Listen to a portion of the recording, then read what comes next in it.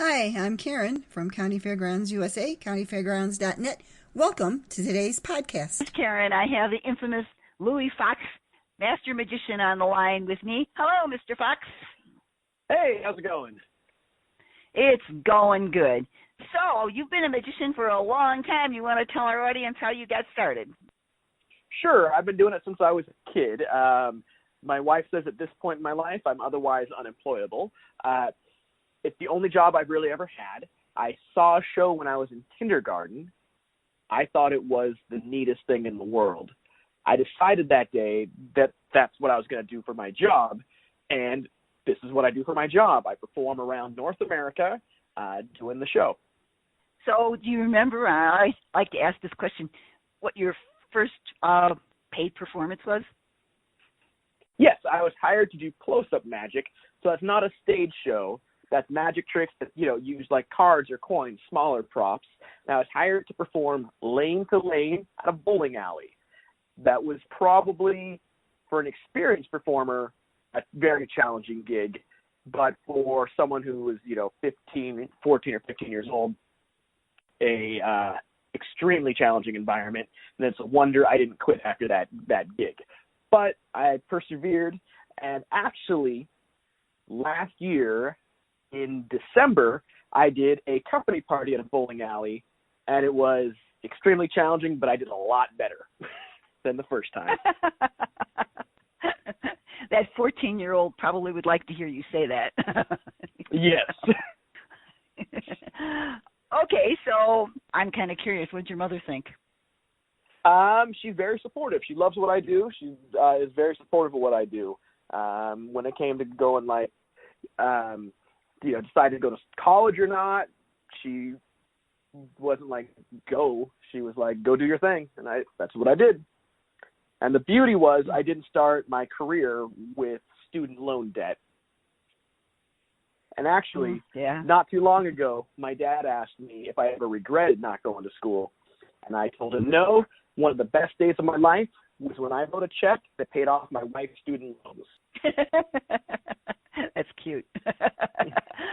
All right, so I see you're a World Guinness, I have to ask, a World Guinness Book Record holder. You want to tell me about that?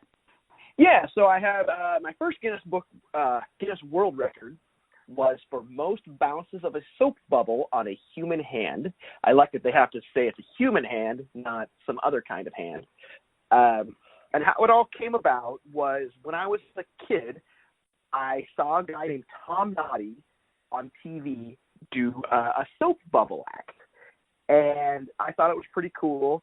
And I asked my local librarian about it. And it turns out there was a book he had written called Bubble Magic.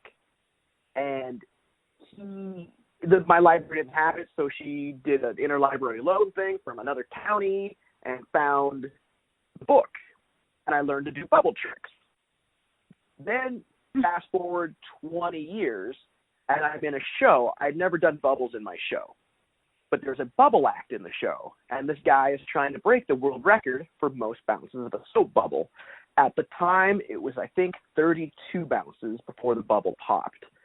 And I'm in the wings of this theater watching him try and break it, going, "You're doing everything wrong."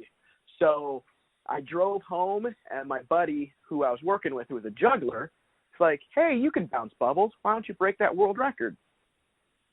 So I did made some phone calls, sent some emails, and within 7 days, I had officially broken the world record at 88 bounces. As a side note, I have another client that I deal with, and he's a Mr. Bubble guy. He's runs bubble towers. He goes, and the bubbles spew out the top. Okay, all right, so that's one world record. What's the other one? So then someone broke mine, and I broke it again. So you also are the bubble guy, right? Yeah, I mean, I do a bubble thing, but I'm not the bubble guy by any stretch of the imagination. I do now do a bubble act, and I was working in a variety show with a guy, Tom Noddy, who wrote the book I learned from. And we were sitting backstage hanging out, and he looks at me, he goes, "Do you do bubbles?" And I go, "Yeah." He goes, "I like what you do." So that was a really cool moment. Yes, that sounds like fun. Okay, so what are some of your favorite experiences as a magician that you've had throughout the years? You're talking on stage or off stage? Either. Okay. I met my wife on stage. I was performing at a comedy club in Seattle, and there's a long story chain of events, but I was intentionally trying to do bad in that show. And she's the person I brought on stage, and then the show was horrible, which was the goal of mine. It was a weird artistic choice. And then after the show, me and my buddy are at the bar next door, and she's there, and she remembers this differently. I remember it clear as day. She came up to me and she goes, "I'm curious if you're really an a-hole in real life." Ooh. So then we started talking, and as of, let's see, it's 2020 right now. So in July, at the end of July, we'll have been married 18 years. So do you have any kids? Yeah, we have one kid. She just turned 16. So what does she think of her dad, the magician? So when she was about 4 years old, her preschool asked me if I would donate a show to them for them. So I went in and I did a show for the kids. The thing was, they were, my daughter had seen the show a ton. So she goes and sits behind my case, not with the other kids, and kind of starts bringing me props and saying like the punchlines to my jokes. And I'm like, wait a minute, there's something here. She just put herself in the show. I didn't force her to be in the show at all. She put herself in the show, but she knows the show. And then when a little kid tells jokes, it's great. It's gold. So I go, uh-oh, someone doesn't need childcare this summer. She's going on the road with me. Yeah, she's been in the show 12 years. Her role has changed a bunch over the course of it. She is a character in the show. She's not like the magician's assistant that just hands me stuff. She has a role in the show. She has a character, and usually people like her more than me. I had a theater that I worked for a couple times a year. One time we had Ella was in the show with me, because normally the show's on like a Sunday night. It's a weird alternative show, so she normally couldn't do it because of school. So one time there was a holiday the next day, and so my daughter came in, did the show, and the theater owner goes, "I love your show. I'm going to keep booking you, but it's so much better with her."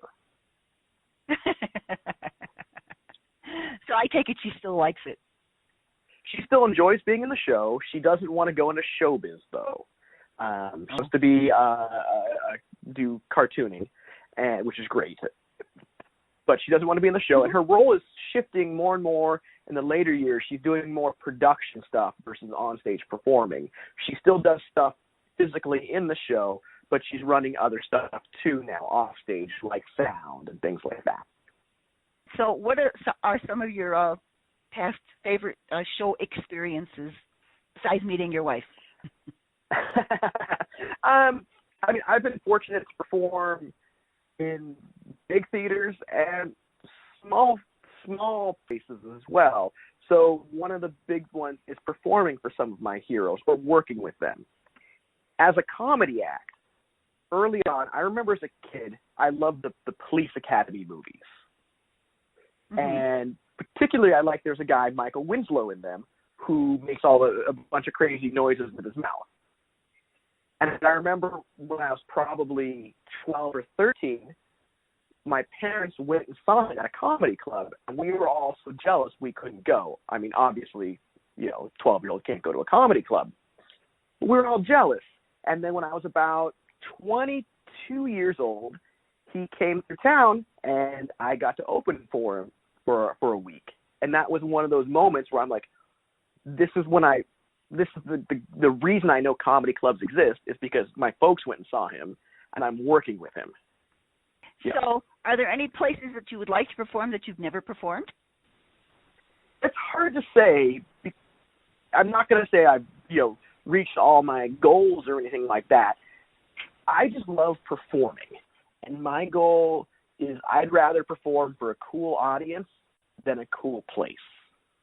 So I've done shows in, 2,000-seat theaters where it can't end soon enough for me, and I've done a show for 3 people, and it's the most amazing show I've had in years. So I like to perform for real audiences where they don't just want to sit there and watch. They want to participate in the show on some level. And I'm not saying like they want to come up on stage, but if I talk to them, they talk back. Or if something happens, we all can acknowledge a real moment that happened and have a good, real, unique experience. Versus when you go and see like a Broadway musical, it's virtually the same show every night. So you're primarily a stage performer then, right? No. So like on the fairgrounds, I do stage shows. I do found space, that's what they call them in California, or street shows, where it's sort of like a stage show where you build a crowd. And then I also do roving magic. So that's what we call close-up magic, smaller magic tricks that you would do for like groups of people at picnic tables, or if there's a big line to the concert and you kind of work the line. So I do all sorts of that stuff. The reason I got into magic is close-up magic, and that's something I'm very passionate about and love performing. But there was a point maybe 17 years ago I really got burnt out on that, and I do it, but it stopped being 90% of my work and is now closer to 50% of my work, and I've fallen back in love with it. Okay. If you're going to get booked at a fairgrounds or something like that, how many performances do you do a day, and do you bring all your own stuff? Typically, it's 3 shows a day, and when I do it, it's kind of their choice. Do they want me roving? Do they want a street show or stage show? I personally don't care. I just like to know before I get there so I'm not hauling a stage show across the country to do card tricks. That has happened, but I like to know beforehand. And it's one of those things, it's the day rate's the same, however you chop it up. Yeah, what I travel with is my show. So the venue is responsible for sound, stage. The only time I provide my own sound is if I'm doing street shows. I understand, and somewhere I think I saw that you have set up a stage in your garage now. So right now, so this is beginning of May of 2020, and we currently are under the shelter in place on the West Coast, so we're not allowed to have shows right now, have gatherings of people that don't live in your house. So how do you use your art to reach people, aka how do I eat? So what a lot of performers have done have switched to what has quickly been named virtual shows. These are shows that happen, I do at my location, everyone watches from their own individual locations. So a buddy of mine who we've been quarantining together, we built a stage. It's not a stage because there's no riser, but a theater sort of in his garage so that we can do these shows and get them out. So a couple nights ago, I just did a gig for the Washington State Parks Foundation. Because the state parks are closed, I think they start opening tomorrow, a couple of them. But they were having people do what they call a camp in because you can't camp out. So they're encouraging people to set up tents in their yards. And then they had a live stream of people giving, like rangers giving talks. And they brought me in to teach the kids how to do shadow puppets with their hands, like making the dog out of your hands. So that's something I did from the theater where I think we reached 7,000 people from a garage. All right. Well, that's cool. So can you tell people how they could see you doing some of these things in your garage? Yeah. So typically the shows are private events. That's one that happen to be public. So typically what's going to happen is, let's say a summer camp needs activities for these kids, but they cannot bring me in physically because of social distancing. So what they would do is they would have me on a screen, and I live interact with the kids through streaming services like Zoom or Facebook Live or YouTube Live. So the best way to keep in touch with everything upcoming is on my website, which is louiefoxx.com. That's LOUIEFOXX.com. There's a bunch of dates. It's everything. A lot of them affect big flux as rules for crowd gatherers change, but there's a lot of them that we have a backup virtual show option in place. So you'll see that change on the calendar of my website. Okay, Mr. Louie, I have to ask, what's your favorite trick?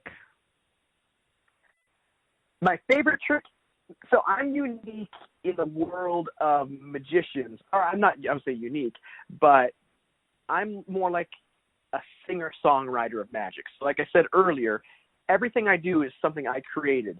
So every trick I do in the show is my baby. And so it's like, how do you pick your favorite baby?